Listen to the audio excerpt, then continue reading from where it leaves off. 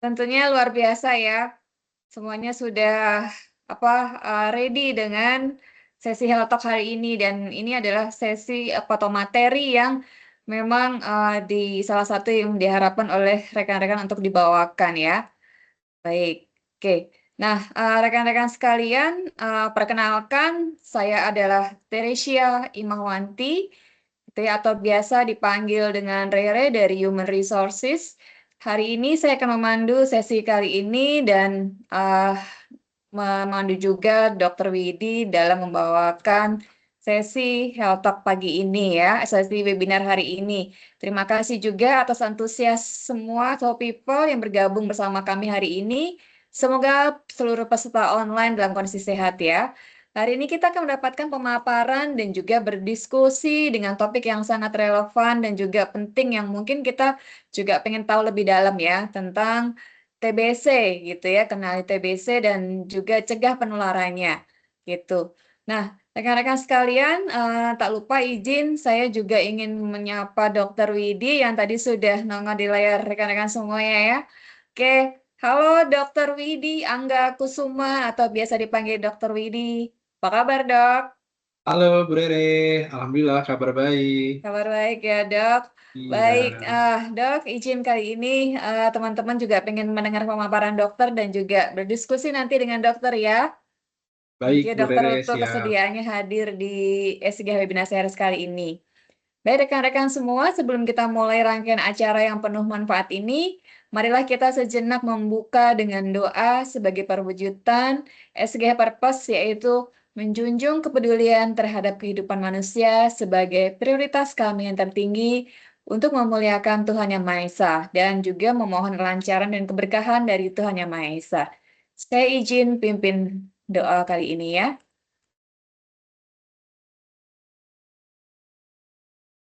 Segala puji dan syukur kami panjatkan kehadirat-Mu ya Tuhan atas segala rahmat, karunia, serta nikmat yang Kau limpahkan kepada kami.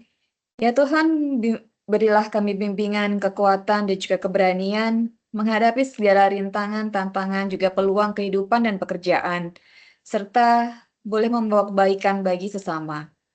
Ya Tuhan, berikanlah rahmat dan berkah untuk Soho Global Health, untuk Biomedilab, dan juga untuk Dr. Widi, agar kami semua boleh terus tumbuh dan berkembang dalam menyehatkan masyarakat Indonesia. Ya Tuhan yang Maha Pengasih dan Penyayang, jadikanlah SK Webinar series hari ini dan juga Health Talk pada pagi ini menjadi kegiatan yang Engkau ridhoi, rahmati, dan berkahi, sehingga dapat berjalan dengan lancar, memberi manfaat, serta membawa berkah bagi tim kami. Hanya Tuhan, kepadamu kami meminta pertolongan dan keselamatan. Sesungguhnya Engkau adalah sebaik-baiknya penolong. Amin. Baik, terima kasih rekan-rekan semuanya. Nah, saya juga ingin paparkan kembali bahwa kita ada HR official WhatsApp Pekon ya di nomor 82610043458. Nah, platform ini adalah sebagai wadah ya yang dari kami siapkan untuk meningkatkan kecepatan informasi dari perusahaan kepada seluruh karyawan, serta juga memfasilitasi komunikasi karyawan dan perusahaan, terutama dengan tim Human Resources. Silakan di-save dan jika memerlukan support dari kami, silakan chat dari admin untuk WA tersebut ya. Bagi yang belum mengetahui, juga kita ada sosial media ya, ada di IG, Instagram, kemudian juga ada di YouTube channel, kemudian ada di LinkedIn juga. Nah, sesi kali ini juga nanti kita akan publish juga di ketiga platform tersebut. Dan jika ada so people yang ingin juga menyampaikan, ah Ibu saya ada people activities nih di cabang gitu ya. Di cabang mana? Misalnya cabang Bandung misalnya. Dan juga ini juga ada vakansi informasi ya, ada vakansi information yang kami share di sana. Silahkan juga so people bisa share juga ya ke rekan-rekan ataupun kolega yang membutuhkan. Dan apabila ingin dipublish aktivitasnya, silahkan email ke recruitment@sohoglobal.com atau melalui HR official WhatsApp account yang tertera di layar tadi ya. Oke. Kemudian kami juga menyampaikan ada HR klinik di sini ya. Jadi HR klinik itu memfasilitasi karyawan terkait konsultasi. Kalau tadi di WhatsApp account itu terkait informasi-informasi tentang perusahaan ya. Tapi ini terkait konsultasi masalah pekerjaan maupun menyampaikan keluh kesah. Silahkan bisa melihat dari apa jadwal yang sudah disampaikan oleh para HR business partner, baik ada yang di unit maupun di supporting ya. Bisa di-arrange dalam tatap muka maupun via online.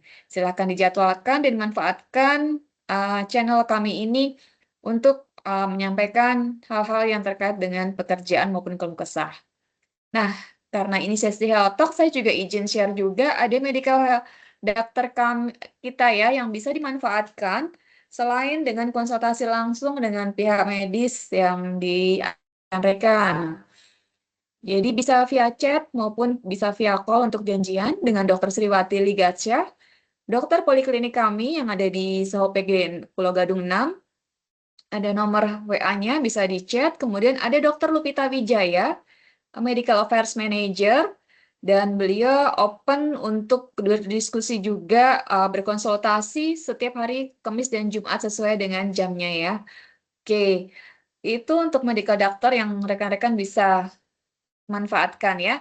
Nah, selanjutnya kita akan sesi foto dahulu, boleh dipandu oleh Mbak Ayu untuk foto, kemudian juga untuk ini ya, silakan rekan-rekan open cam-nya agar bisa dimunculkan wajah-wajahnya ya. Ya, silakan Bapak Ibu So People untuk open.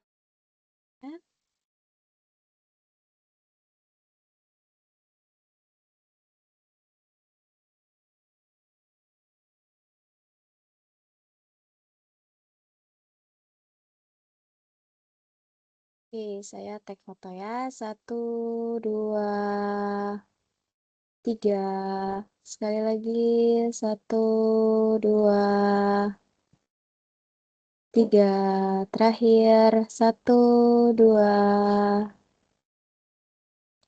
3. Terima kasih Bapak Ibu So People. Jangan lupa di like dan juga di share pada konten Instagram. Saya kembalikan ke Ibu Rere. Silakan Ibu Rere.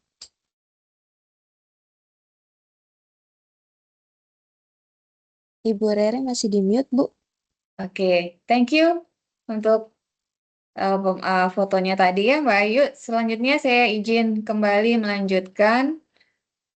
Baik, nah saya sampaikan juga di sini ingin perkenalkan juga ya narasumber kita, yaitu Dr. Widi Anggakusuma ya. Oke, ini adalah profilnya beliau. Nah, pada sesi ini nanti kita akan belajar mengenai dan banyak mengetahui tentang tuberkulosis atau sering biasa dikenal dengan TBC ya, yang merupakan penyakit menular yang disebabkan oleh bakteri. Nanti akan dijelaskan secara detailnya. Dan penyakit ini seringkali menyerang paru-paru, namun organ lain juga dapat terserang, sehingga sangat penting bagi kita untuk mengenali gejala-gejala sejak dini dan memahami cara pencegahannya. Nah, dalam webinar ini, narasumber kita Dr. Widi akan membahas lebih dalam nih mengenai TBC, siapa yang berisiko, termasuk juga kelompok yang rentan terhadap TBC ini, serta upaya pencegahannya, sehingga kita dapat melindungi diri sendiri, keluarga, maupun lingkungan di sekitar kita. Oke, baik saya izin perkenalkan. Nah, ini adalah profil beliau. Beliau sudah S2 ya, Fakultas Kedokteran di FKUI ya, Magistra Kedokteran Kerja. Oke, tahun 2022 dan mengikuti berbagai pelatihan nih terkait kesehatan dan keselamatan kerja, kemudian kemarin juga terkait vaksin untuk COVID ya dok ya di sana. Kemudian saat ini dokter juga pernah sebagai kepala cabang dan koordinator dokter klinik Biomedi Lab sampai sekarang. Dan juga dokter dari satu perusahaan ya. Dan juga ada beberapa area apa ini adalah instansi kesehatan yang beliau juga mempunyai pengalaman kerja di sana. Oke, baik saya izin menyapa Dr. Widi. Iya, halo, Bu Rere. Dr. Widi, oke. Sudah siap Ya, dok untuk pemaparannya kami udah sangat antusias nih dengan materinya dokter. Boleh Siap, saya Bu. Oke. lanjutkan kembali ke Dokter Widi ya untuk melanjutkan sesi pemaparan ini. Nanti saya akan lead kembali di sesi Q&A. Silakan Dokter Widi, waktu dan tempat untuk dokter. Baik, terima kasih Bu Rere untuk waktunya. Ya, saya izin share screen dulu ya.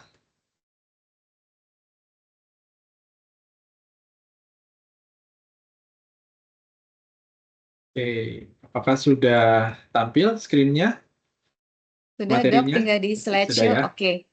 Oke, baik. Ya, saya izin mulai ya. Assalamualaikum warahmatullahi wabarakatuh. Selamat pagi, Bapak, Ibu, so people semuanya. Sebelumnya salam kenal, saya dengan Dr. Widi. Seperti yang tadi disampaikan di awal oleh Bu Rere, hari ini kita akan atau saya akan menyampaikan atau sharing mengenai materi tuberkulosis ya.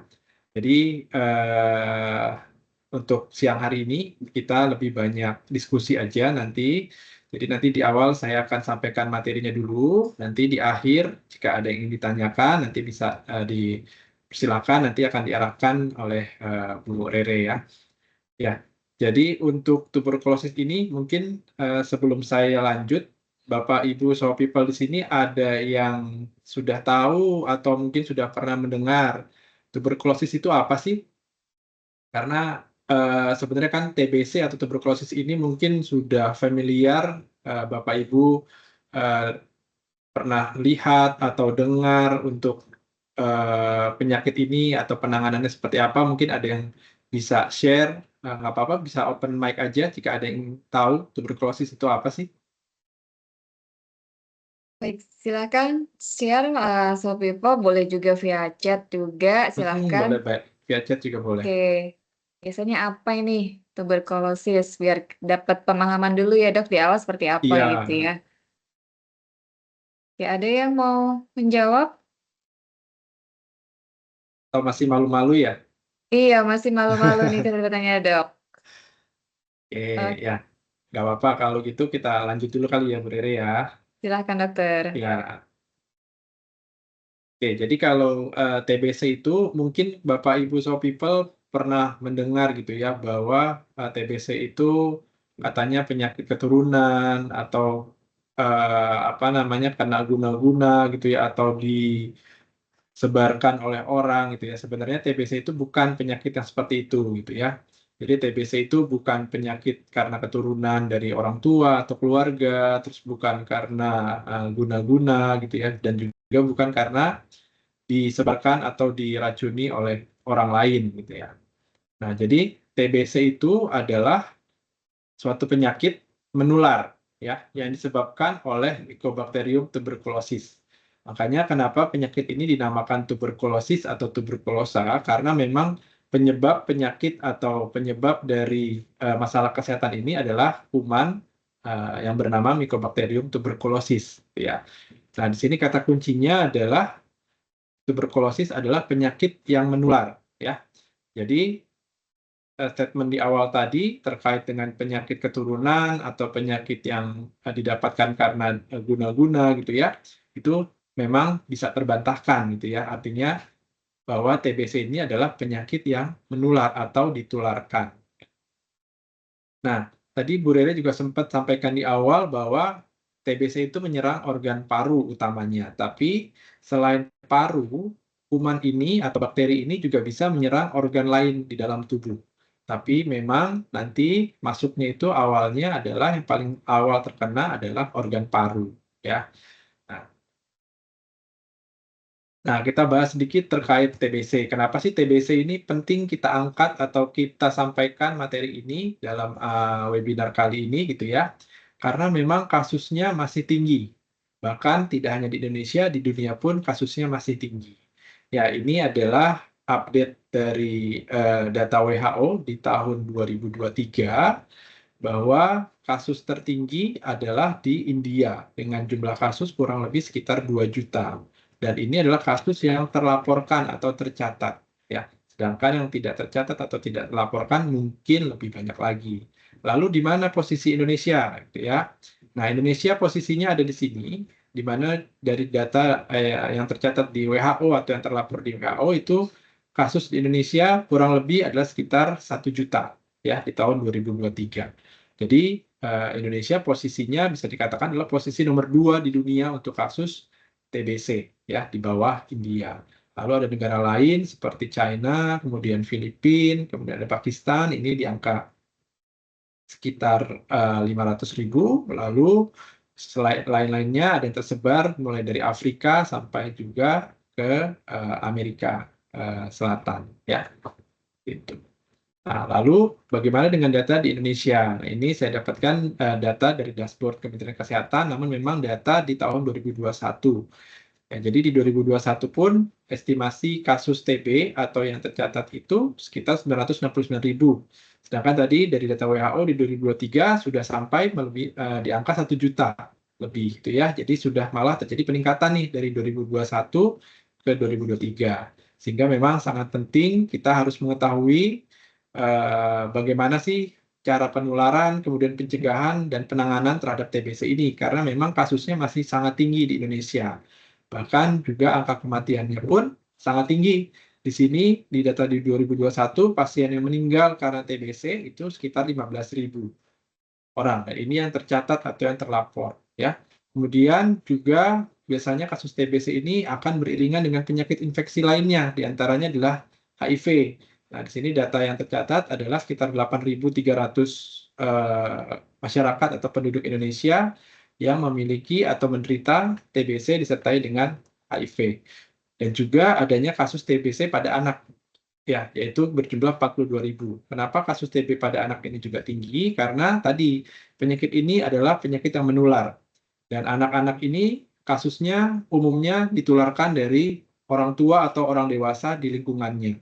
Jadi bukan tertular karena sesama anak kecil atau sesama anak-anak, tapi ditularkan dari orang dewasa. Ya, dan bukan diturunkan. Sekali lagi, jadi bukan diturunkan dari orang tuanya, tetapi ditularkan dari orang tua atau orang dewasa di sekitar lingkungannya. Dan di sini memang kalau dilihat dari demografinya, yang paling tinggi kasusnya yang tercatat adalah di Pulau Jawa, kemudian di Sumatera, lalu di Papua, dan di Kalimantan.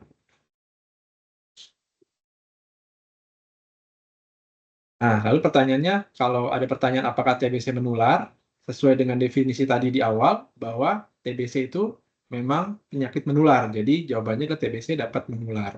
Lalu lewat mana penularannya? Nah, penularannya itu menular atau berpindah dari penderita ke orang sehat, itu berpindah melalui dahak yang mengandung kuman TBC tadi atau bakteri TBC. Nah, di mana dahak ini biasanya akan keluar dari tubuh penderita itu melalui droplet, baik itu batuk ataupun bersin yang tidak ditutup, ya. Jadi kurang lebih mirip-mirip lah seperti COVID waktu itu, tapi memang ini sumbernya dari dahak. Jadi bukan dari liur ataupun bukan dari daerah atau cairan yang dari mulut, tapi dari dahak yang berasal dari paru atau saluran pernafasan, ya. Nah, ini tadi jadi penularannya. Kuman TBC itu akan keluar ke udara itu saat penderita atau pasien TBC batuk, bersin, atau berbicara dengan keras. Sampai dahaknya itu yang berasal dari saluran pernafasan, dia keluar, masuk ke atau menyebar di udara, dan orang di sekitarnya itu menghirup udara yang sudah mengandung kuman TBC. Sehingga kuman TBC itu akan masuk ke saluran pernafasan, melalui saluran pernafasan orang yang sehat, dan akan masuk menuju ke paru-paru. Makanya tadi saya sempat sampaikan di awal bahwa jalur utama atau organ pertama yang biasanya terinfeksi kuman TBC adalah paru-paru. Kenapa? Karena tadi jalur masuknya adalah melalui saluran pernafasan, yaitu melalui droplet dahak yang tersebar ke udara oleh penderita TBC lalu terhirup oleh orang sehat, ya. Nah, kemudian kuman tersebut akan masuk ke dalam paru, di dalam tubuh akan menimbulkan respon imun, di mana respon imun tersebut akan menangkap atau menganggap bahwa kuman tersebut adalah musuh, sehingga imun tubuh akan berusaha untuk melawan, ya. Nah, kenapa ada dua macam, artinya ketika kuman TBC itu masuk, bisa saja orang tersebut tidak sakit, tapi bisa juga dia sakit. Kenapa? Karena tadi tergantung daya tahan tubuh orang tersebut. Jadi ketika orang tersebut menghirup droplet yang mengandung kuman TBC, namun di saat itu imun tubuhnya sedang baik, sedang bagus, dan kuman TBC yang masuk juga jumlahnya tidak banyak, maka imun tubuh akan melawan kuman tersebut. Sehingga orang tersebut akan tetap sehat, ya. Jadi dia tidak akan terinfeksi TBC. Namun kalau pada orang-orang atau dengan daya tahan tubuh yang rendah atau sedang tidak sehat, itu sangat mudah sekali terinfeksi. Jadi ketika kuman tersebut masuk, karena imun tubuhnya sedang menurun, maka kuman tersebut akan bisa melawan imun tubuh kita, sehingga dia akan berkembang di dalam paru dan akan merusak jaringan paru. Dan di saat itulah orang tersebut dikatakan menderita atau terinfeksi TBC, ya. Makanya tadi di gambaran atau di dashboard data penyebaran TBC di Indonesia disandingkan dengan HIV. Kenapa? Karena pada orang-orang dengan HIV itu daya tahan tubuh atau imunitasnya pastinya menurun karena virus HIV itu kan menyerang daya tahan tubuh. Sehingga orang-orang dengan HIV itu sangat mudah terinfeksi TBC. Jadi biasanya penyakitnya akan berjalan beriringan tuh antara HIV dengan TBC, ya, karena imunitasnya rendah. Nah, ini penyebarannya. Jadi tadi dia akan masuk ke dalam paru. Nah, ketika imun kita tidak bisa melawan kuman atau bakteri tersebut, maka dia akan berkembang di organ paru kita, baik itu paru kanan ataupun paru kiri. Nah, nanti kalau tidak ketahuan atau tidak tertreatment dengan baik, maka kuman tersebut akan menyebar ke organ lain melalui aliran darah. Karena di paru ini juga ada pembuluh darah, maka kuman tersebut akan masuk ke dalam aliran darah tubuh dan dia bisa menyebar. Pertama, biasanya bisa menyebar ke kelenjar getah bening. Nah, biasanya ini disebutnya TBC kelenjar. Ya, ditandai dengan pembesaran kelenjar getah bening, nanti bisa di leher atau di ketiak, ya. Atau bisa juga nanti menyebar ke organ pencernaan, jadi ada TBC usus, kemudian ke kulit, ada TBC kulit, ada juga ke saluran kemih, ya, ada juga ke tulang belakang, ya, biasanya TBC tulang, ya, dan juga yang paling berat biasanya adalah ke jaringan selaput otak atau biasa kita sebut meningitis TB atau meningitis TBC. Nah, ini yang berbahaya. Namun tidak hanya meningitis TB, semua komplikasi atau penyebaran TBC ke organ selain paru atau ekstra paru itu juga berbahaya, ya. Nah, lalu kita masuk ke faktor risiko, ya. Siapa aja sih yang rentan atau beresiko terinfeksi kuman atau bakteri TBC, ya. Pastinya faktor-faktor risiko ini karena tadi dia penularannya melalui droplet atau dahak yang tersebar ke udara melalui batuk, bersin, atau bicara yang keras, gitu ya. Nah, itu pastinya akan berpengaruh dengan masalah kepadatan dan ventilasi, ya. Jadi biasanya daerah-daerah yang memang padat penduduk dan padat rumahnya itu sangat berisiko karena dia penyebarannya adalah melalui udara. Itu juga dengan rumah dengan ventilasi dan pencahayaan yang kurang baik. Sehingga sirkulasi udara dalam rumah tersebut tidak berjalan dengan baik, maka kuman tersebut akan terus berputar di dalam udara dalam rumah tersebut. Begitu juga dengan pencahayaan. Ketika rumah tersebut pencahayaannya kurang, tidak mendapatkan sinar matahari yang cukup, maka kuman akan lebih lama hidup di udara. Namun kalau dia mendapatkan pencahayaan yang cukup, maka kuman tersebut akan cepat mati dengan adanya pencahayaan dari matahari, ya.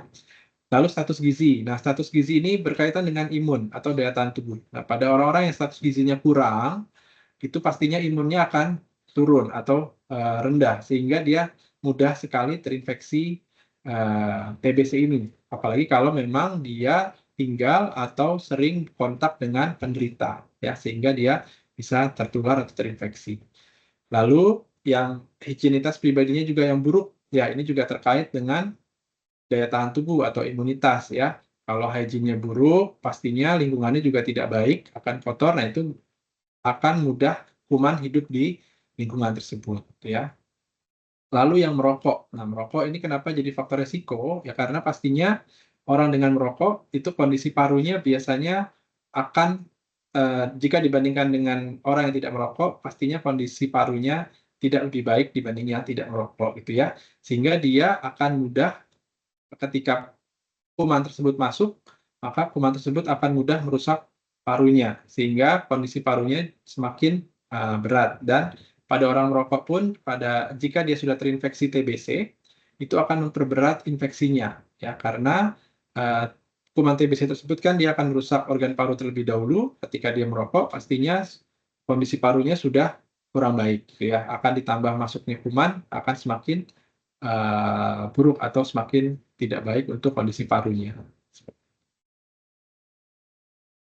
Lalu bagaimana dengan faktor risiko di tempat kerja? Nah, kita kan di sini kaitannya harus mengaitkan TBC ini dengan lingkungan kerja. Karena kan teman-teman So People di sini kan sebagai karyawan atau pekerja pastinya juga harus memperhatikan bagaimana mengendalikan atau mencegah TBC itu di tempat kerja.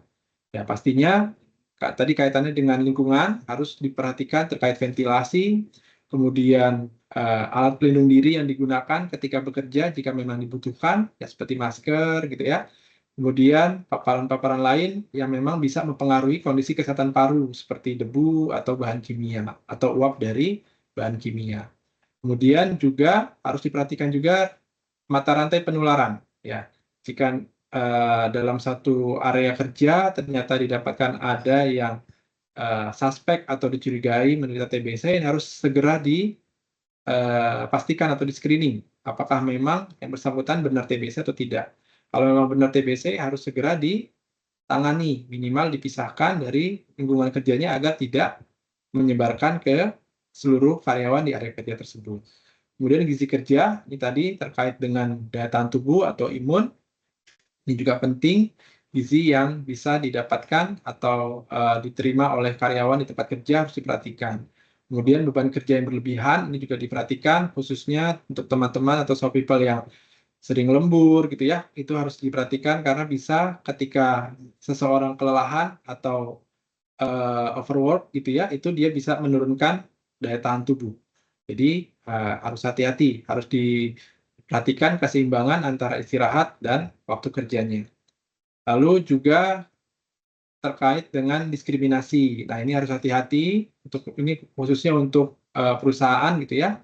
Untuk perusahaan yang memang saat ditemukan adanya karyawan dengan TBC, nah ini harus hati-hati penanganannya, jangan sampai didapatkan adanya diskriminasi atau PHK terhadap pekerja tersebut. Karena sebenarnya untuk penanganan TBC di tempat kerja ini juga sudah diatur oleh Kemenaker melalui Permenaker, nanti akan saya jelaskan di belakang bahwa karyawan atau pekerja dengan TBC ini sebenarnya tetap memiliki hak untuk lanjut bekerja seperti itu.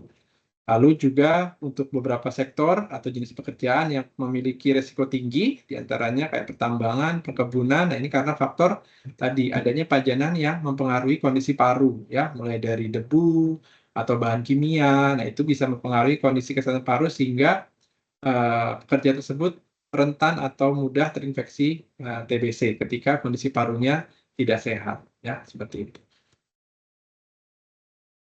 Lalu kita masuk ke tanda dan gejala. Ya, untuk tanda dan gejala mungkin Bapak Ibu So People di sini sudah pernah dengar atau familiar terkait tanda dan gejala dari TBC. Pastinya karena kuman TBC ini menyerang organ paru, maka gejala yang khas atau gejala yang pertama muncul biasanya adalah batuk. Ya, batuknya tapi dia adalah batuk kronis. Biasanya lebih dari 2 minggu, bahkan lebih dari 1 bulan. Nah, disertai gejala-gejala lain. Di antaranya yang khas itu adalah adanya keringat di malam hari. Jadi biasanya saat tidur, pakaian yang digunakan tidur akan basah karena keringat. Kemudian adanya penurunan berat badan yang cukup drastis disertai dengan kelelahan atau keletihan. Tadi ini batuk lebih dari 3 minggu, ya. Bahkan kalau tidak segera ditangani, akan timbul adanya batuk berdarah. Karena ini sudah mengenai atau kuman sudah menginvasi dari pembuluh darah sehingga terjadinya batuk berdarah. Lalu adanya nafsu makan yang hilang. Nah, ini gejala-gejala awal dari TBC. Nanti kalau dia sudah terjadi TBC atau komplikasi ke ekstra paru atau luar paru, nanti gejalanya mengikuti dengan organ yang diserang oleh kuman tersebut. Ya. Nah, ini kurang lebih gambaran paru yang terinfeksi TBC. Nah, paru yang sehat itu harusnya dia warnanya licin ya, licin warna pink atau warna kemerahan gitu ya. Nah, sedangkan pada seseorang yang terinfeksi TBC itu nanti parunya akan timbul seperti bercak-bercak putih seperti ini. Disebutnya granuloma, di mana granuloma ini di dalamnya itu terdapat kuman TBC. Jadi dia akan merusak dari jaringan paru dan ini nanti akan membekas di parunya. Jadi biasanya kenapa pada orang dengan penderita TBC atau pasca menderita TB ketika di ronsen akan membekas terus karena tadi adanya kerusakan jaringan paru karena adanya kuman yang membentuk infiltrat ataupun granuloma di jaringan paru tersebut. Ya, jadi nanti akan kalau dilihat secara mikroskopis atau mikroskopis organ parunya akan seperti ini. Ya, kalau orang dengan terinfeksi TBC. Nah, lalu ini terkait dengan peraturan tadi yang saya sempat mention di slide sebelumnya terkait dengan penanganan atau penanggulangan TBC di tempat kerja, di mana peraturan ini tertuang dalam Permenaker 13 tahun 2022. Jadi di Permenaker ini sudah diatur terkait mulai dari kebijakan sampai dengan penanganan dan pemulihan terhadap kasus atau karyawan yang terduga atau memang sudah positif TBC ya. Jadi di Permenaker ini memang diharapkan perusahaan atau pemberi kerja itu bisa memberikan atau membuat kebijakan terkait penanggulangan TBC di tempat kerja. Dan ini harus adanya komitmen antara pemberi kerja dengan karyawan atau penerima kerja. Kemudian harus ada penghapusan stigma dan diskriminasi dari kasus TBC ini. Nah, kemudian yang kedua juga harus dilakukan adanya sosialisasi yang berkala atau rutin, seperti yang dilakukan siang hari ini dengan adanya webinar ataupun health talk mengenai TBC ini sudah termasuk dalam sosialisasi atau edukasi terhadap pekerja di tempat kerja ya. Nah, kemudian bagaimana jika didapatkan penemuan kasus TB? Nah, ini juga harus dibuat kebijakannya seperti apa. Nah, biasanya penemuan kasus TB ini karena biasanya di awal itu pasien tidak bergejala, umumnya seringnya kalau di perusahaan itu ketahuannya ketika medical check up atau pemeriksaan kesehatan, baik itu di awal ataupun pemeriksaan kesehatan berkala. Jadi minimal ketika di ronsen itu dia bisa terscreening atau terjaring kasus-kasus suspek atau dicurigai TBC. Nah, dari situ baru nanti ada alur berikutnya, biasanya akan dilakukan pemeriksaan lanjutan atau pemeriksaan konfirmasi. Ya. Lalu ketika didapatkan hasil konfirmasinya positif, baru kita masuk ke penanganan kasus TB di perusahaan. Nah, kalau berdasarkan Permenaker ini, bahwa untuk karyawan yang memang sudah positif, dinyatakan positif menderita TB, ini sebaiknya di awal pengobatan, saat dia mendapatkan pengobatan, itu diberikan waktu istirahat maksimal itu 2 minggu atau 14 hari. Ya, agar fase intensif pengobatan bisa berjalan dengan baik dan juga meminimalisir adanya penularan di tempat kerja. Seperti itu. Jadi di Permenaker ini dituangkan bahwa bisa diberikan istirahat selama 2 minggu atau 14 hari, namun juga atas rekomendasi dari dokter perusahaan ya, atau dokter yang merawatnya. Misalkan dia berobat ke spesialis paru atau ke puskesmas, nah itu harus ada rekomendasi dari dokter yang memberikan treatment atau pengobatan. Ya. Nah, kemudian untuk selanjutnya terkait dengan pemantauan lingkungan kerja seperti apa, ini juga diatur di Permenaker nomor 13 tahun 2022 ini. Nah, lalu bagaimana untuk strateginya? Strategi kita bisa mendapatkan atau melakukan penanggulangan secara cepat di perusahaan, gitu ya. Nah, jadi strateginya itu kita buat akronimnya atau singkatannya itu adalah TEMPO, yaitu temukan pasien secepatnya, pisahkan secara aman, dan obati secara tepat. Ya. Jadi biasanya kita temukan tadi seperti saya sampaikan, pasien di perusahaan itu didapatkan atau ditemukan dia suspek TB itu biasanya dari pemeriksaan berkala atau MCU. Kecuali kalau misalkan memang dokter perusahaan sudah curiga nih sama orang tersebut, dia batuk-batuk sudah lebih dari 1 bulan gitu ya. Nah, itu kita bisa arahkan untuk lakukan pemeriksaan mandiri, misalkan ronsen ataupun pemeriksaan dahak. Tapi mayoritas memang didapatkannya dari medical check up, baik itu medical check up pre-employment ataupun annual atau berkala ya. Lalu setelah itu jika memang didapatkan adanya suspek atau dicurigai, kita harus pisahkan secara aman gitu ya. Jadi kita misalkan kita tarik dia dari area kerjanya, kita pisahkan, misalkan kita istirahatkan dulu atau kita taruh di tempat yang memang tidak banyak kontak dengan sesama pekerja, agar tidak menularkan ke rekan kerjanya. Kemudian juga kita bisa lakukan tracing di area kerja dia sebelumnya. Apakah memang ada yang bergejala atau memang kita lakukan tracing, apakah hasil ronsennya ada yang menggambarkan ke arah suspek TB juga seperti si kasusnya tersebut, apakah tidak, seperti itu ya. Baru untuk selanjutnya dilakukan pengobatan atau kita arahkan yang bersangkutan untuk berobat. Nah, untuk TBC ini karena dia termasuk salah satu program prioritas dari Kementerian Kesehatan, maka sebenarnya untuk pengobatan dan screening di puskesmas itu semuanya gratis. Jadi mulai dari pemeriksaan dahak atau TCM-nya itu gratis, kemudian obatnya pun didapatkan gratis dari puskesmas gitu ya. Jadi pengobatannya nanti biasanya jangka panjang. Jadi untuk TBC ini tidak hanya sebentar. Ya, dan dipastikan bahwa obat yang dikonsumsi tersebut harus dihabiskan sampai tuntas. Artinya harus selesai sesuai dengan arahan dari dokter yang memberikan obat atau yang merawatnya. Ya. Nah, untuk mendapatkan atau melakukan screening terhadap suspek TB ataupun yang dicurigai TB, pemeriksaan apa saja yang perlu dilakukan. Jadi biasanya memang kalau kita sudah ada kecurigaan terhadap teman atau rekan kerja atau keluarga yang memiliki keluhan atau gejala seperti yang tadi disampaikan di awal, yaitu misalkan batuk lebih dari 3 minggu, kemudian ada penurunan berat badan, ada keringat di malam hari, itu baiknya kita arahkan untuk lakukan pemeriksaan. Nah, biasanya yang paling umum atau paling dasar biasanya pemeriksaan ronsen dada atau ronsen toraks.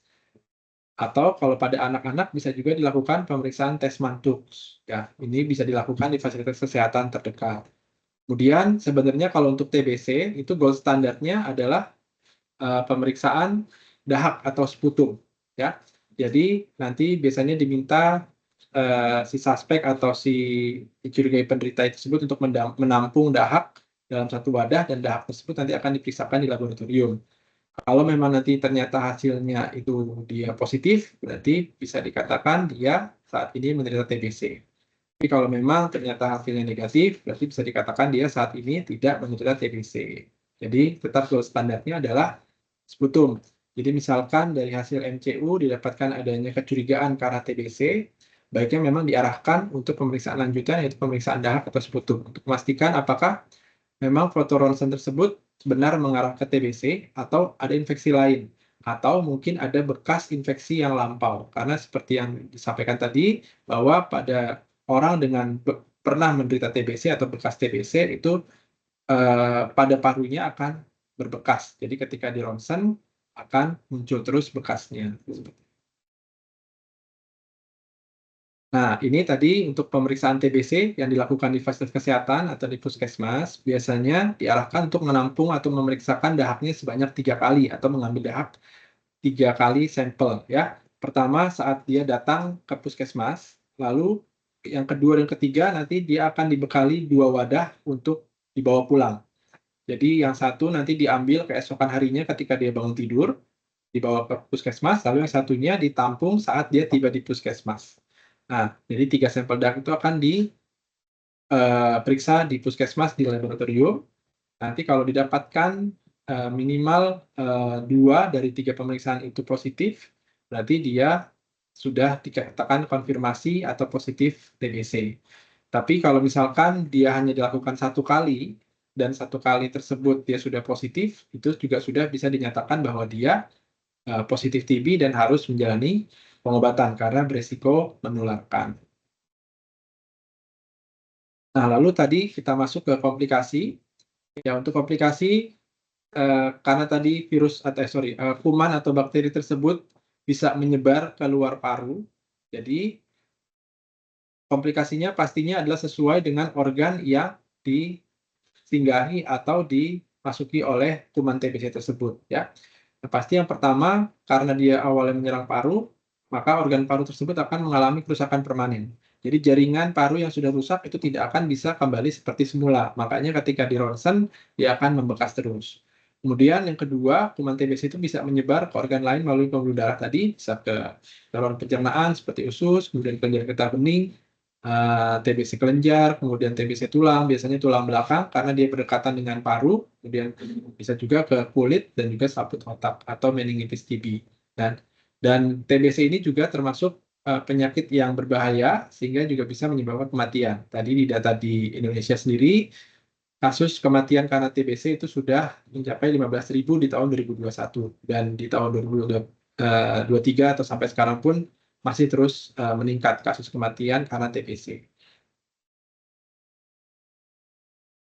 Nah, untuk pengobatannya sendiri, pada orang-orang dengan penderita TBC itu biasanya ada 2 fase.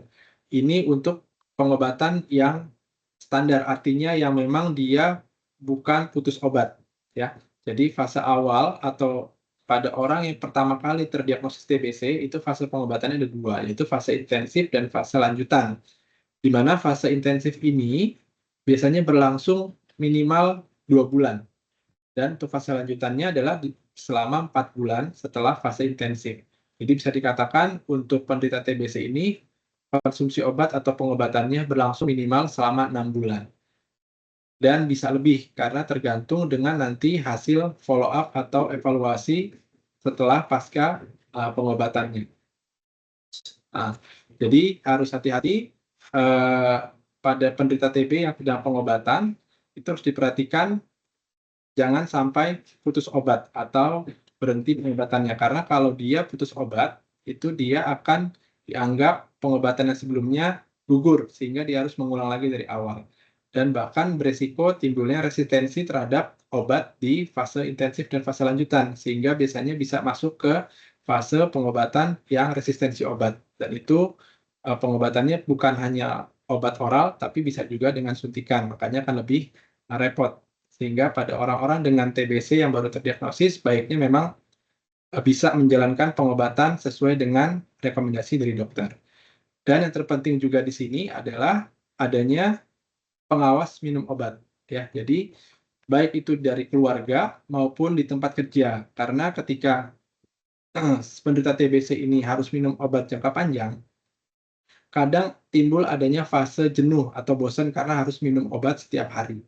Nah, makanya pentingnya adanya PMO atau pengawas minum obat ini adalah untuk selalu mengingatkan atau mereminder si penderita untuk tetap minum obat rutin setiap hari. Khususnya di fase intensif pertama, yaitu 2 bulan pertama, dia harus minum obat setiap hari, dan itu juga biasanya obat tersebut menimbulkan rasa tidak nyaman pada pasien di fase-fase awal. Sehingga kadang pasiennya jadi malas minum obat, jenuh, nah inilah tugas dari pengawas minum obat. Ketika mungkin dia di rumah ada yang mengingatkan dia bisa minum obat, lalu ketika dia sampai di tempat kerja, biasanya sih kalau pengalaman-pengalaman di perusahaan itu di pihak klinik ataupun pihak medikalnya yang akan bertugas sebagai pengingat minum obat. Jadi ketika sampai di kantor, yang bersangkutan diminta untuk datang dulu ke klinik untuk menginfokan bahwa dia hari ini sudah minum obat. Jadi dari pihak perusahaan pun memiliki data bahwa yang bersangkutan sudah minum obat secara rutin sesuai dengan rekomendasi dari dokter. Jadi tidak hanya di rumah, tapi di tempat kerja juga. Nah, nanti untuk tahap lanjutannya, untuk fase keduanya, biasanya diminum obatnya itu bisa 2 hari sekali atau 3 kali seminggu, tergantung dengan jenis obat yang diberikan. Nah, ini tadi efek samping obat, karena memang obat TBC ini gabungan dari beberapa jenis obat, yaitu ada antibiotik yang khusus untuk bakteri TBC dan juga obat lain, sehingga bisa menimbulkan efek samping yang kurang nyaman kepada pasien, tapi tidak selalu.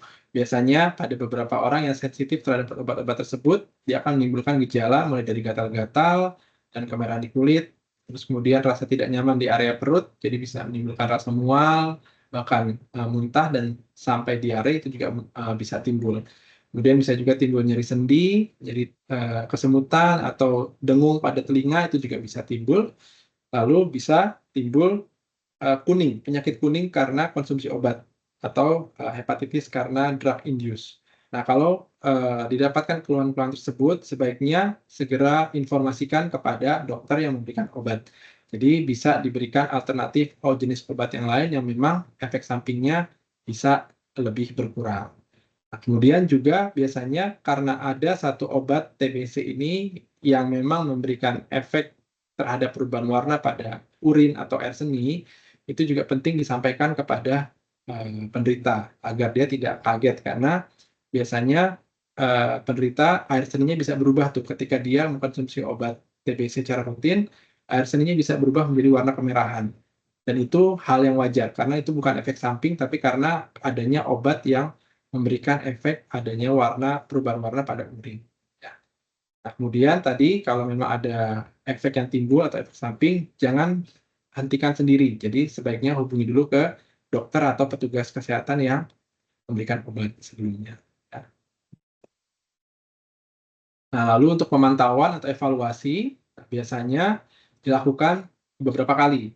Pertama, setelah fase intensif selesai, umumnya dilakukan pasca 2 bulan pengobatan. Jadi nanti akan dilakukan pemeriksaan ulang dahak atau sputum untuk melihat apakah memang sudah terjadi penurunan jumlah dari kuman di dalam paru atau dalam dahak tersebut. Lalu nanti di fase lanjutan di bulan kelima biasanya dilakukan pemeriksaan dahak lagi, lalu di fase terakhir atau di akhir pengobatan di bulan ke-6. Nah, yang terpenting ada di bulan ke-6 ini, kalau nanti hasilnya ternyata masih positif, biasanya akan dilanjutkan fase lanjutannya atau pengobatannya. Tapi kalau sudah negatif, berarti pengobatan berhenti di bulan ke-6. Ya, jadi 2 bulan plus 4 bulan. Nah, ini tergantung dari hasil pemantauan atau evaluasi dahaknya.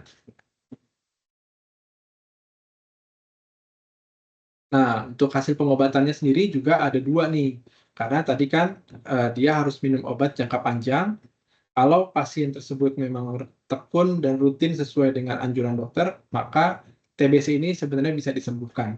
Jadi stigma atau paradigma yang mengatakan bahwa TBC itu tidak bisa sembuh atau bahkan bisa diturunkan gitu ya, itu tidak tepat karena jika pasien tersebut rutin minum obat sesuai dengan anjuran dokter sampai tuntas, itu bisa disembuhkan atau bisa sembuh, selesai tuntas. Kemudian yang kedua, kalau pasiennya lalai minum obat atau dia tidak menjalankan pengobatan sesuai anjuran dokter, nah inilah yang berbahaya. Dia bisa jatuh ke kondisi resistensi obat, bahkan bisa timbul ke kondisi komplikasi TBC. Bahkan bisa menyebabkan sampai kematian kalau memang tidak diobati selanjutnya. Nah, lalu bagaimana pencegahan TBC agar kita tidak tertular ya, khususnya di tempat kerja. Ya, pastinya kalau kita mengetahui ini ada rekan kerja atau keluarga yang memang dicurigai mengarah ke TBC, kita arahkan pasien tersebut untuk melakukan pemeriksaan terlebih dahulu, screening. Nah, kalau memang dia ternyata positif TB, arahkan atau instruksikan yang bersangkutan untuk segera berobat sampai dinyatakan sembuh. Kemudian ketika dia bekerja, walaupun dia sedang menjalani pengobatan, dia tetap bisa bekerja dan diharapkan saat bekerja selalu menggunakan masker agar dia tidak sewaktu-waktu ketika dia batuk tidak menyebarkan ke area kerja, ya. Kemudian kalau pada bayi baru lahir diharapkan diberikan imunisasi BCG untuk mencegah TBC. Lalu pastinya untuk meningkatkan daya tahan tubuh atau imun, kita harus makan makanan bergizi dengan gizi yang cukup dan istirahat yang cukup. Ya. Lalu terkait dengan lingkungan, pastinya perhatikan ventilasi, baik itu di rumah maupun di tempat kerja, agar sirkulasi udara di lingkungan kita tetap terjaga. Ya.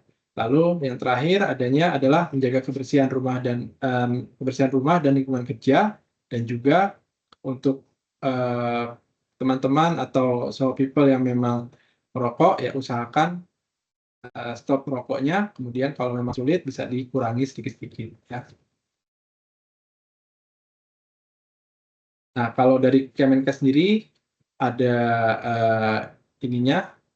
jargonnya, yaitu untuk berantas TB dengan metode TOS, yaitu temukan, obati, sampai sembuh. Jadi kurang lebih sama seperti yang tadi strategi tempo, ya, temukan, pisahkan, dan juga obati. Kalau untuk Kemenkes itu TOS TBC, yaitu temukan, obati, dan sampai sembuh.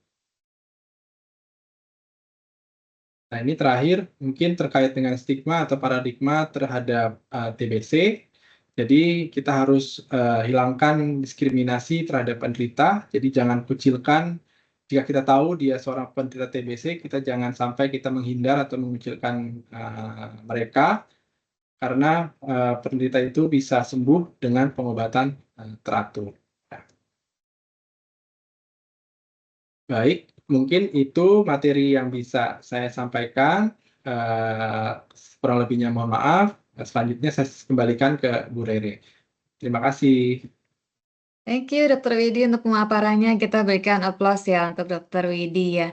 Nah, rekan-rekan Sopipa tadi sampaikan juga mengenai Dr. Widi mengenai pencegahan di lingkungan kerja gitu ya. Saya izin share ya Dok ya. Kita juga Ya. ada policy juga di website. Jadi saya mau sampaikan juga ke rekan-rekan. Jadi bisa dilihat juga di layar. Jadi kita ada ada policy yang sudah ada di website kita masing-masing, bisa dicek di sini ya, di website, kemudian ke governance, nanti ada di policy. Jadi ada tuberculosis control in the workplace. Jadi silahkan juga rekan-rekan yang mungkin saat ini ada menderita atau apa bisa disampaikan, dan ada pencegahan di kami juga sudah ada polisinya dan dilindungi ya, kata dokter tadi ya, kita juga punya preventifnya juga di kantor juga ya. Baik, saya izin stop agar rekan-rekan juga aware bahwa perusahaan sangat peduli dengan hal tersebut, gitu ya. Nah, baik Dok, silakan rekan-rekan jika ada yang ingin bertanya bisa di kolom chat gitu ya, dan juga bisa langsung nanti bertanya sini dokter. Nah, izin dokter saya ingin buka dulu ya. Tadi dokter tadi sampaikan juga ada beberapa terkait orang yang merokok ya Dok. Kadang kan ada stigma juga bilang, wah kamu ngerokok nanti kamu kena TBC gitu. Kadang disamakan gitu ya, di generalisir bahwa perokok berat gitu ya, perokok hebat itu akan ke sana. Ternyata bukannya, lebih ke tadi ada bakterinya ya Dok ya. Jadi Betul. belum tentu juga, tapi kalau merokok dengan bakteri itu memperparah tadi ya dokter sampaikan tadi ya. Betul seperti itu ya Dok ya? Benar. Jadi memang bukan karena rokoknya dia terinfeksi TB atau terkena TBC gitu ya. Karena kan sekarang banyaknya stigmanya bahwa orang merokok bisa kena TBC. Tapi TBC itu dia tertular dari orang lain. Mungkin ketika dia merokok bareng gitu ya, ngumpul-ngumpul, ada mungkin diantaranya salah satunya penderita, dia nggak tahu, dia tertular. Nah, pada orang yang merokok, pastinya akan memperberat lagi kondisi TBC-nya. Karena tadi ketika dia merokok, maka organ parunya kondisinya tidak sebaik dengan orang yang tidak merokok. Seperti itu. Thank you dokter edukasinya gitu Dok. Baik, aman ya. Oke, nah satu lagi Dok. Nah, saya pernah dengar Dok ada TBC laten gitu ya, ada juga TBC aktif gitu ya. Nah, apakah memungkinkan ya Dok seorang dengan TBC laten gitu dapat menularkan penyakitnya ini ke orang lain, dan sebenarnya anjuran pengobatannya seperti apa sih Dok gitu? Ya, jadi kalau TBC laten itu sebenarnya istilah dari ada nama pemeriksaan IGRA, itu dari darah, gitu ya. Jadi TBC laten itu adalah kondisi di mana di dalam tubuh kita ada kuman TBC, tapi dia tidak aktif. Gitu. Karena tadi ada dua kemungkinan ketika kuman TBC itu masuk dalam tubuh, ketika imun kita bagus, maka dia akan dilawan oleh imun kita sehingga kuman tersebut tidak aktif, tidak merusak tubuh kita dan tidak infeksius. Gitu. Nah, untuk memastikan sebenarnya boleh dilakukan pemeriksaan tadi, gold standarnya adalah pemeriksaan dahak atau sputum.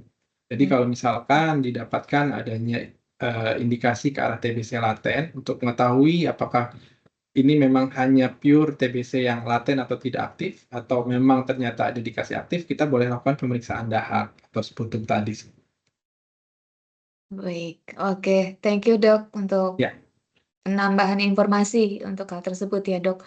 Nah Dok, dalam waktu dekat ini, dalam waktu belakangan ini Dok, kita dengar juga ada kasus ya Dok, yang anak kecil yang umur 3 tahun yang meninggal, kemudian bapaknya sakit TBC dan kondisi rumahnya juga tadi secara sanitasi dan ini tidak higienis ya Dok ya.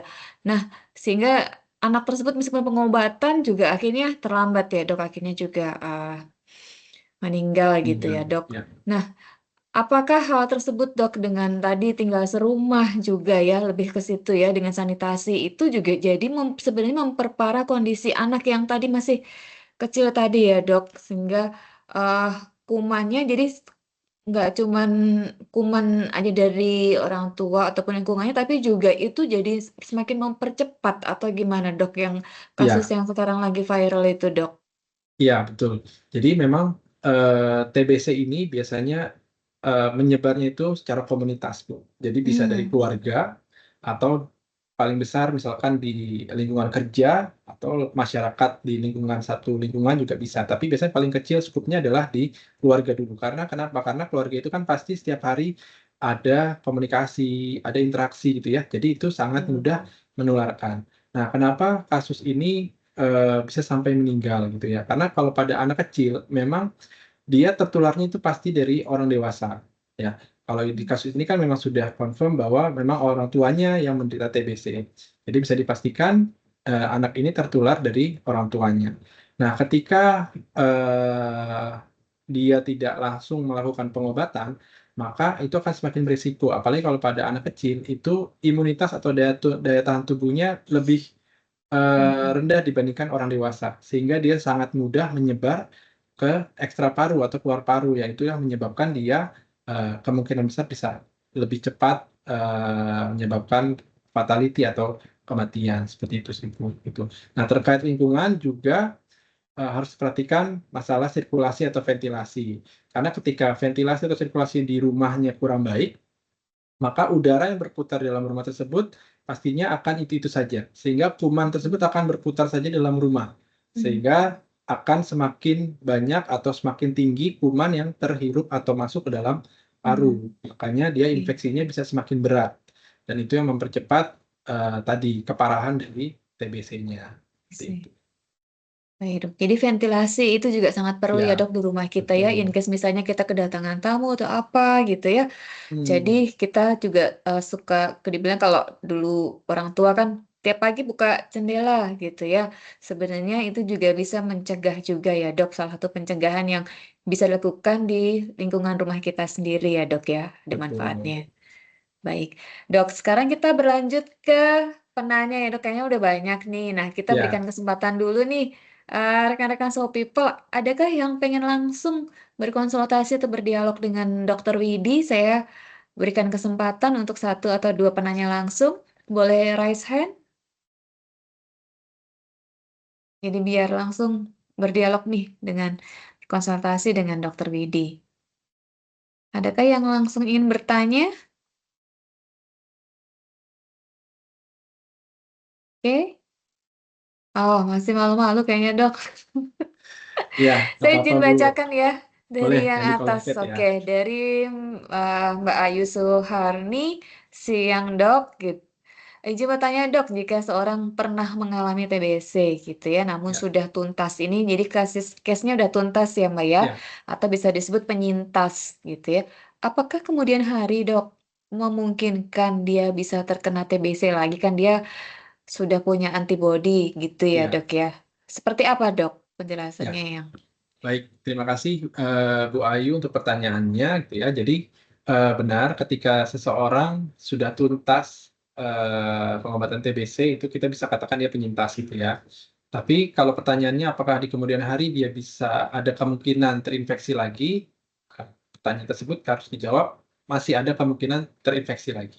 Karena kenapa? Karena antibodi yang dimunculkan di tubuh itu juga tingkatnya berbeda-beda. Bisa ada yang mungkin antibodinya tinggi, ada yang rendah, tergantung infeksi di awalnya. Apakah memang dia infeksinya bisa memunculkan antibodi sampai tinggi dan tidak.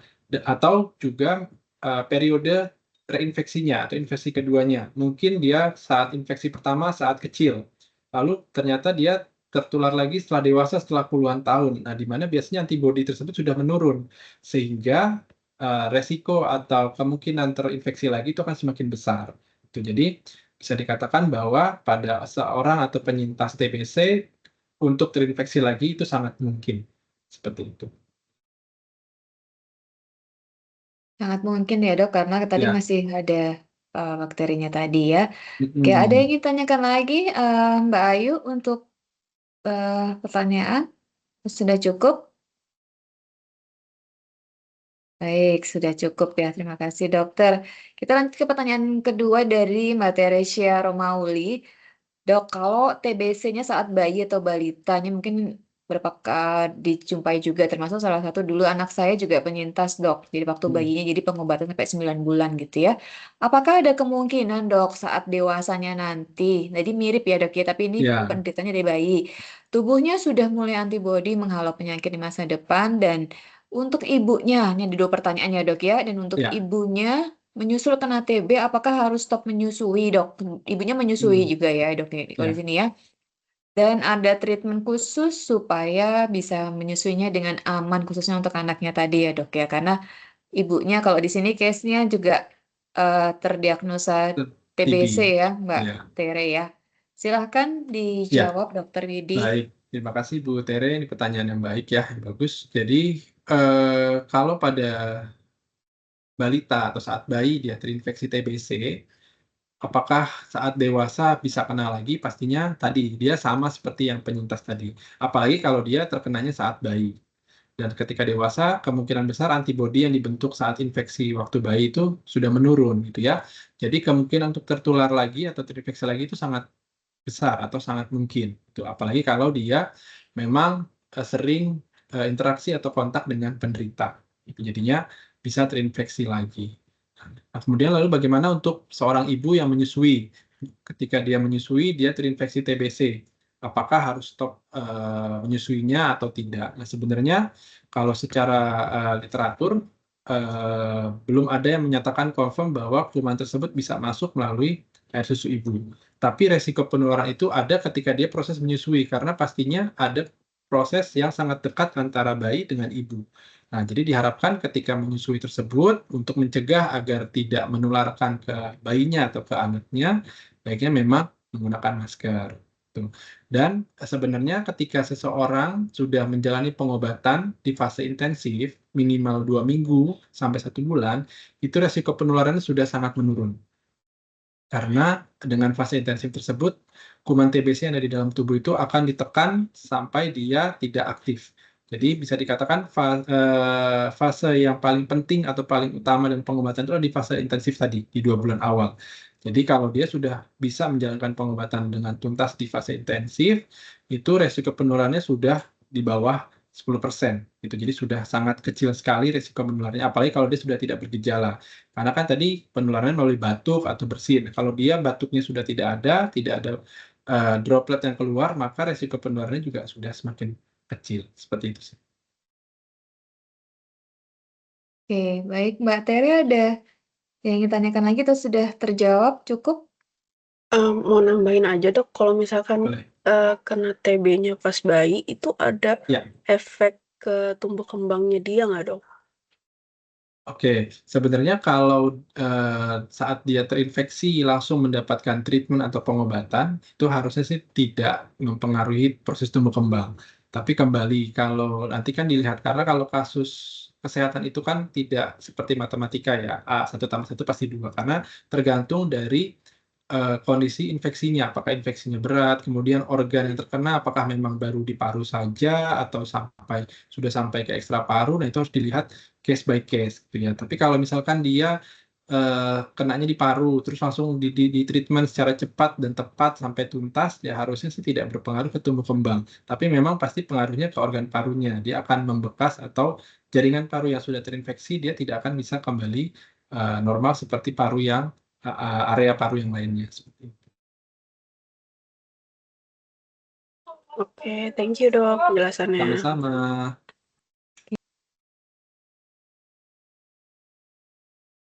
Oke, kita lanjut ke pertanyaan berikutnya dari Mbak Marina Tamara.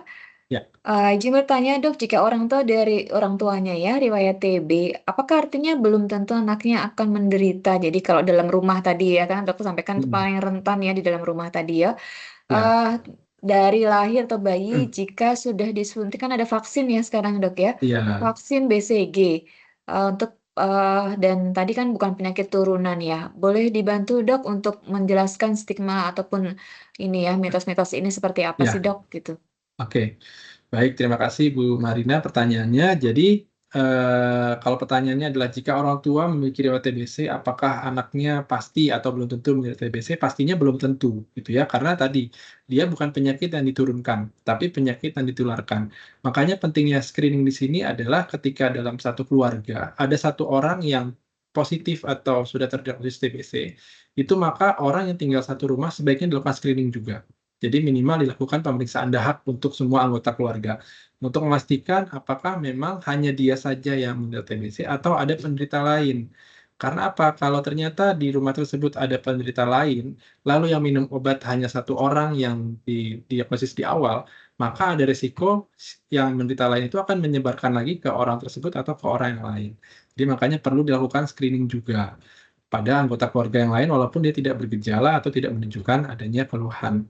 Nah, nanti kalau memang yang lain tidak ada atau hasilnya negatif, maka bisa dipastikan yang menderita TBC di keluarga tersebut hanya orang tersebut.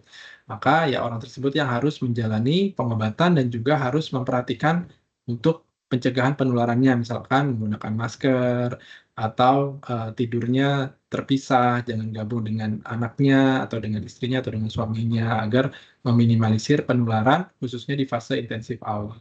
Nanti kalau sudah melewati fase intensif, resiko penularannya sudah mengecil, nah itu bisa kembali bersama. Seperti itu sih, Bu.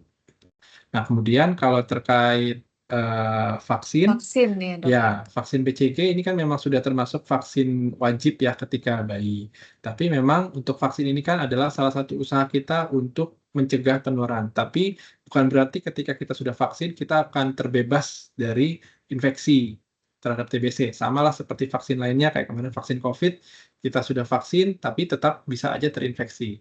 Tapi minimal kita sudah ada usaha untuk memunculkan atau menimbulkan antibodi yang diaktifasi oleh vaksin tersebut agar kalaupun kita terinfeksi, itu tidak sampai kondisi yang berat. Atau paling tidak ketika kuman itu masuk, dia bisa dikalahkan oleh antibodi atau imunitas yang sudah dibentuk sehingga dia tidak aktif di dalam tubuh. Seperti itu. Oke, terjawab ya Mbak Rina. Oke, Mbak Ira sudah clear ya. Baik, kita lanjut ke Malang, Dok, dengan Mbak Sally. Dokter, mau Ya, tanya bedanya batuk TBC dengan batuk pneumonia apa, Dok? Ini rada mirip juga terkait Bu Evi terkait TB-nya. Oke, dengan ya, pneumonia ataupun mungkin penyakit pernapasan umum lainnya ya, Dok. ya, Itu seperti apa sih pembedanya, Dok? betul Silahkan, ya. Dok. Baik, jadi kalau jenis batuknya sebenarnya kurang lebih sama ya antara batuk TBC dengan pneumonia. Ya, biasanya tapi memang kalau TBC itu cenderung dia berdahak, ya, cenderung berdahak dan dahaknya itu karena dia ada infeksi kuman atau bakteri bisa berwarna kekuningan atau kehijauan. Nah, lalu yang membedakan dengan pneumonia apa? Karena sama-sama nih penyebabnya bisa kuman. Kalau pneumonia dia bisa virus, bisa kuman juga, gitu ya. Nah, bedanya biasanya durasi atau lamanya batuk. Nah, kalau TBC ini tadi dia bisa batuknya itu lebih dari 3 minggu, bahkan berbulan-bulan tidak sembuh. Gitu ya. Jadi biasanya dia batuk nih seminggu minum obat batuk gitu ya. Hilang sebentar beberapa hari, habis itu batuk lagi, berulang gitu ya. Nah, itu biasanya TBC seperti itu. Nah, kalau dia sudah sampai menyerang ke pembuluh darah, tadi dia bisa sampai timbul batuk berdarah. Kalau untuk TBC, karena dia kumannya bisa menginvasi sampai ke pembuluh darah di paru, ya. Nah, kalau untuk karakteristik batuknya sebenarnya kurang lebih sama, yaitu batuk berdahak. Lalu bedanya dengan batuk pada saluran nafas atas. Nah, kalau batuk pada saluran nafas atas itu kan biasanya karena radang tenggorokan, gitu ya, atau apa namanya adanya infeksi virus common cold, gitu ya. Nah, itu biasanya batuknya cenderung dia dahaknya lebih bening atau tidak sampai kuning atau kehijauan. Dan biasanya dengan obat batuk yang biasa kita konsumsi, itu dia akan mereda atau hilang sama sekali. Tapi kalau TBC karena dia kumannya spesifik, ya dia dengan obat batuk biasa hanya menekan biasa, habis itu timbul lagi batuknya. Jadi jangka panjang dan memang benar-benar harus obat yang spesifik untuk TBC untuk menghilangkan gejalanya. Oke, sudah clear ya Mbak Sally bedanya tadi ya Mbak. Oke, nah Dok, kalau tadi Dok sampaikan bisa jadi berbulan-bulan. Berarti kemungkinan Ya, kan tadi pengobatan intensifnya pada fase apa kan kira-kira sebulan ya Dok? Ada kemungkinan dia udah sembuh tapi tetap masih batuk-batuk gitu nggak sih Dok? masih ada kemungkinan sih, Bu. Jadi Tapi ininya makanya udah sembuh ya, ada sel bakterinya iya. tadi udah nggak ada ya? Makanya tadi pentingnya adalah evaluasi. Biasanya ketika 2 bulan kita minta periksa dahak. Misalkan ketika dia pertama kali terdiagnosis kan kalau untuk dahak itu dia ada range-nya tuh, ada +1, +2 gitu ya. Nanti ketika dia sudah jalani pengobatan, masuk ke fase lanjutan sudah lewat 2 bulan, dievaluasi. Kalau dia terjadi penurunan jumlah positif, misalkan di awal +3, saat setelah jalani pengobatan sudah +1, berarti itu sudah ada penurunan jumlah kuman dan itu resiko penurunannya sudah semakin kecil. Tapi gejala yang muncul masih mungkin ada. Masih Jadi misalkan mungkin dia kelihatan ya, batuk, Dok ya. masih Oke. ada. Tapi biasanya kalau sudah masuk ke fase lanjutan nih, sudah lebih dari 3-4 bulan, kemungkinan besar sih batuknya harusnya sudah berkurang. Gitu, Oke. sudah hilang. Ya, Jadi nggak separah di awal gitu iya maksudnya ya, Dok ya, nggak betul. terus-menerus gitu ya. Jadi Iya. baik, terima kasih dokter. Ya. Oke, kita lanjut ke pertanyaan Bu Evi Indriati. Jadi terkait cara membedakan bercak pada hasil ronsen, Dok. Karena ini kami kebetulan habis MCU nih, Dok nih. Iya. Nah, mungkin ada bercak di ronsen pada bekas TBC yang lama dengan Ya, TB yang masih aktif. masih aktif. Ya. Dan kalau ada bercaknya di paru, tetapi pasien sudah tadi dinyatakan sembuh ya, Dok ya. Sembuh tapi di ronsen lagi, apakah Iya, bisa dinyatakan fit saat MCU nih? Khawatir nih, Dok nih. Kalau betul. yang tadi gimana, Dok? Ya, baik. Terima kasih Bu Evi. Pertanyaan yang bagus nih terkait ronsen ya. Karena memang tadi seperti yang saya sampaikan, kebanyakan TBC ini terjaringnya saat MCU nih, khususnya saat ronsen gitu ya, didapatkan adanya bercak di paru. Nah, memang sulitnya untuk mendeteksi apakah TBC itu TBC lama atau aktif saat ini dengan ronsen itu memang agak sulit tuh Bu membedakan bercaknya. Karena kan gini, TBC itu dia spesifik bercaknya biasanya di bagian atas paru. Karena kuman ini senangnya di atas, ya di atas paru. Jadi nanti kalau untuk membedakan dengan pneumonia atau bronkitis, itu pertama dari lokasinya dulu. Kalau TBC itu khasnya di atas. Tapi kalau dia sudah menyebar, ya lain halnya, nanti dia sudah menyebar sampai ke bawah. Tapi biasanya fokus awalnya itu di atas, gitu ya. Lalu bagaimana membedakan yang aktif sama yang sudah lama? Nah, biasanya dari pembacaan dokter radiologinya bisa terdeteksi tuh. Biasanya kalau dia sudah lama, biasanya ada kata-kata misalkan kalsifikasi. Ya, artinya itu sudah bekas, sudah lama. Tapi kalau kata-katanya masih infiltrat, nah itu kemungkinan masih baru, masih aktif. Jadi kalau infiltrat itu masih baru, kalau kalsifikasi atau fibrosis itu cenderung mengarah ke TBC yang lama. Nah, tapi kan kalau secara teori itu sebenarnya TBC belum bisa didiagnosis pasti hanya dengan hasil ronsen, gitu ya. Jadi makanya biasanya untuk kasus-kasus ditemukan dari MCU, untuk memastikan nih apakah dia memang TBC-nya aktif atau hanya bekas yang dulu, itu kita sarankan untuk periksa dahak atau sputum. Nah, nanti kita baru bisa memastikan atau menjudge dia itu saat ini aktif atau tidak, ya berdasarkan hasil sputum. Kalau memang sputumnya dia negatif, bisa dikatakan dia saat ini tidak menderita TBC atau bukan TBC aktif. Jadi hasil ronsennya itu bisa ada kemungkinan itu bekas yang lampau atau yang lama, atau mungkin ada infeksi atau kecurigaan infeksi yang lain. Tapi kalau ternyata hasil dahak atau sputumnya positif, ya berarti bisa dikatakan dia saat ini sedang menderita TBC yang aktif dan harus menjalani pengobatan. Seperti itu. Baik, thank you. Bu Evi, ada yang ingin diklarifikasi lagi atau ada? Silakan Bu Evi, ada yang mau ditanyakan Silakan. atau kurang jelas? Sudah cukup, Dok. Terima kasih. Berarti kan Ya. karena pemeriksaannya sementara untuk di MCU berdasarkan hasil ronsen, maka mau nggak mau Ya. akan dinyatakan unfit dulu gitu ya? Ya, sementara waktu. Jadi biasanya bisa Karena perlu dikatakan pemeriksaan temporary lebih lanjut unfit. ya? Iya, betul Bu Evi. Oke, terima kasih banyak, Dokter. Sama-sama Bu Evi. Oke, Dok, ada lagi pertanyaan dari Palembang, Dok. Karena kita sampai ke cabang-cabang juga nih, Dok. Siap. Cabang dari Palembang, dari Mbak Ade nih. Izin bertanya, Dok, apa efek samping jangka panjang dari obat TBC tadi? Kan juga udah konsumsi obat tadi di paparan dokter tadi, efek Ya. sampingnya mungkin dijelaskan sekali lagi. Dan kenapa pengobatan TBC harus sampai 6 bulan atau lebih, Dok? Dan kenapa kapan TBC tidak menularkan lagi? Menularkan Tadi lagi. sebaiknya udah dijawab dokter ya. Mungkin di Ya. summarize lagi. Silahkan, Boleh. dokter. Ya, terima kasih teman-teman dari Palembang. Jadi efek jangka panjang atau efek sampingnya sebenarnya kalau untuk obat TBC, dia akan menimbulkan efek samping itu ketika dia dikonsumsi saja.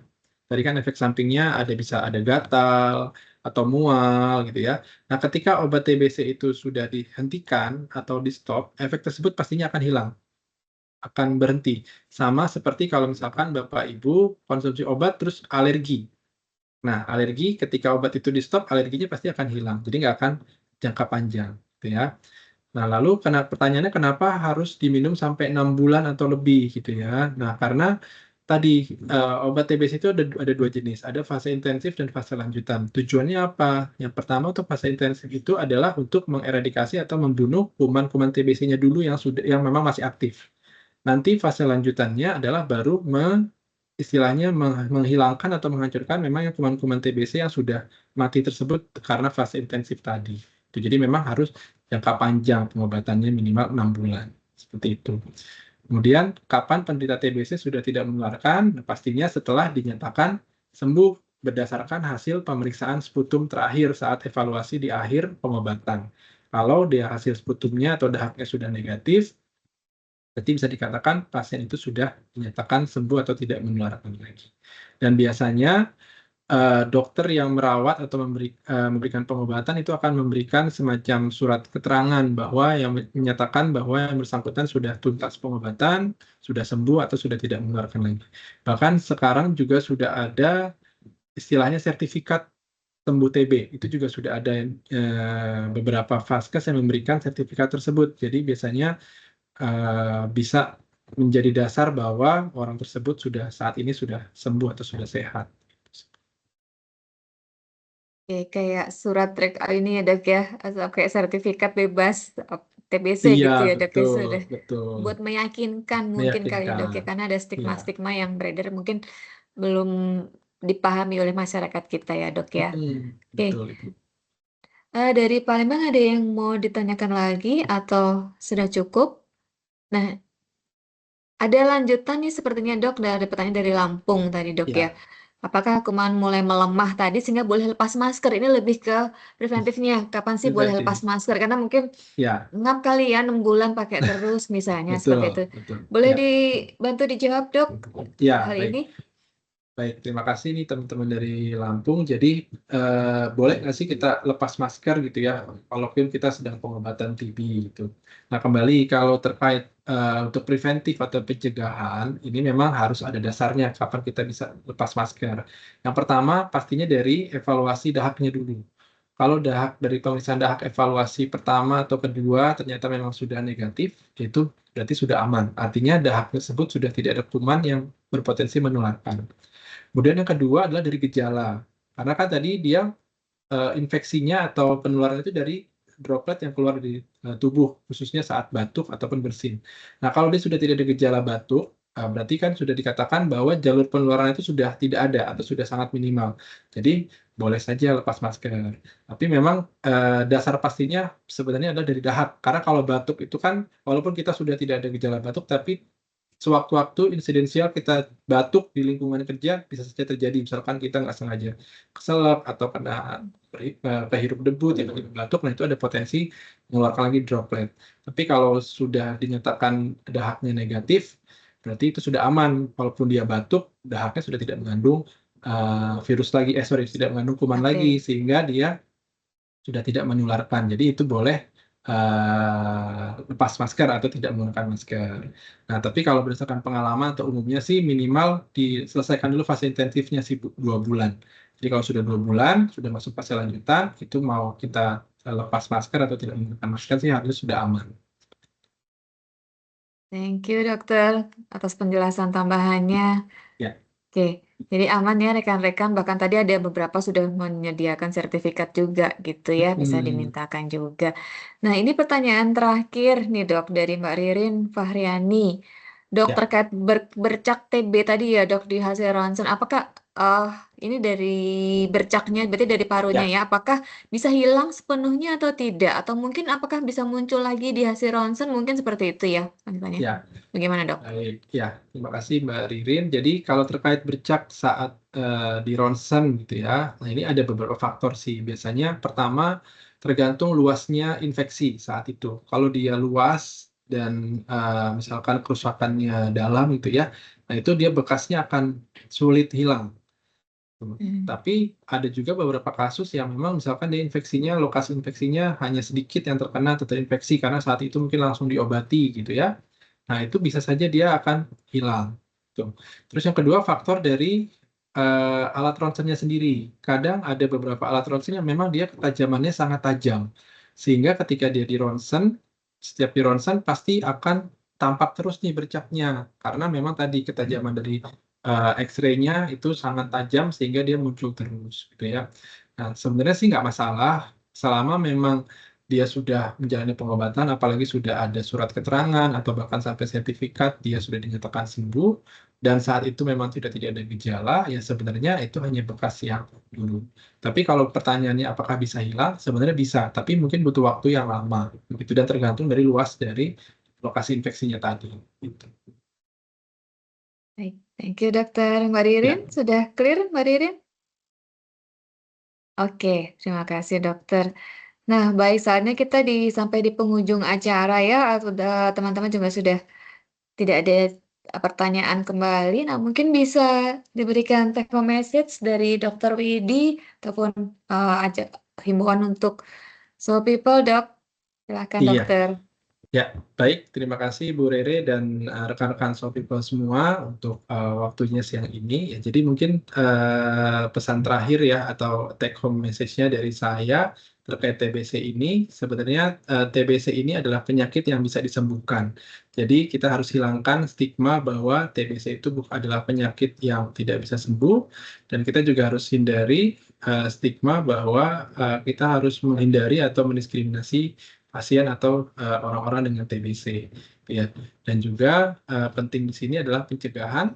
Jadi kalau memang kita ada kecurigaan atau kita ada rekan atau keluarga yang memang dicurigai mengalami TBC, segera lakukan pemeriksaan atau screening dan segera diobati agar bisa segera sembuh.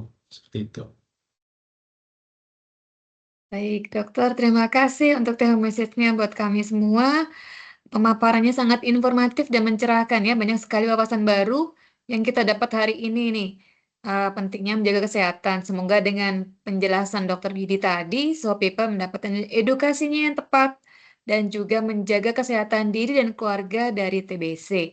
Nah, saya sudah show terkait evaluasi efektivitas pelaksanaan webinar hari ini. Silakan disampaikan juga usulan topik-topik yang ingin dibawakan.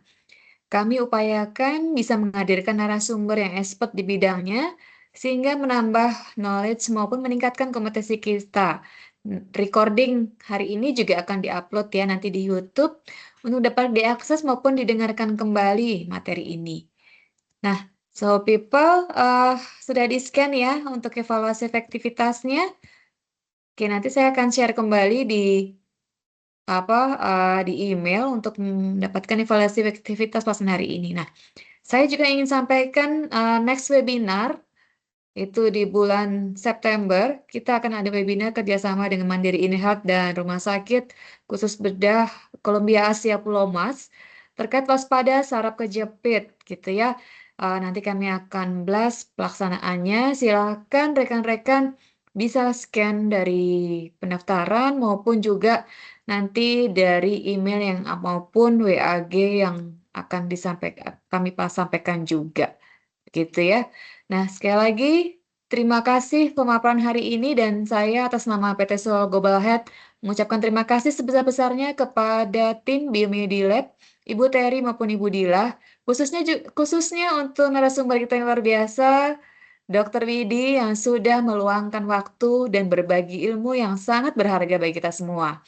Juga terima kasih kepada seluruh partisipan yang sudah bergabung dan sangat antusias mengikuti webinar dari awal hingga akhir. Semoga materinya dapat memberikan banyak manfaat besar bagi kesehatan kita. Dan jangan lupa selalu menjaga kesehatan ya So People, karena kesehatan adalah investasi terbaik untuk masa depan. Sampai berjumpa kembali pada SKF Webinar series berikutnya. Saya Teresia Mahwanti, pamit undur diri. Selamat siang. Salam sehat untuk kita semua. Terima kasih, Dokter Terima Widi, thank you. kasih semua. Sehat Terima selalu, kasih, Dokter. Dokter Selamat Widi. di Terima lab kasih, juga. Bu Rere. Terima Terima kasih. kasih. Saya izin live ya, Bu. Terima Silakan, kasih, Bu. Dokter. Selamat siang.